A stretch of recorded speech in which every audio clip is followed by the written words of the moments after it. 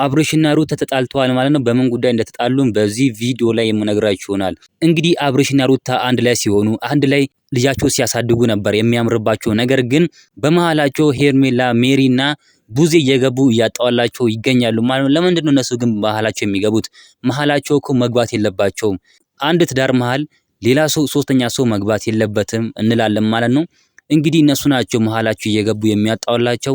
አሁን እንግዲህ አጣልቷቸዋል ማለት ነው። ግን አይሳካላቸውም። ሩታና አብርሽ አንድ ላይ ነው የሚያምርባቸው። አንድ ላይ ሲሆኑ ልጃቸውን ልዑሌን አንድ ላይ ሲያሳድጉ ነው የሚያምርባቸው እንጂ እነሱ ሲጣሉ ምንም ነገር አያምርባቸውም ማለት ነው።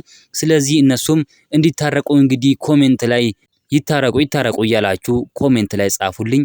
እናንተ ምን ትላላችሁ? ሀሳብ አስተያየታችሁን መስጠት እንዳትረሱ። እንግዲህ በጣም ሄርሜላ እያበላሸች ትገኛለች ማለት ነው። ሄርሜላ ናት ይሄንን ነገር ሁሉ የምታደርገው ይሄንን ሴራ የምትጠነስሰው ማለት ነው።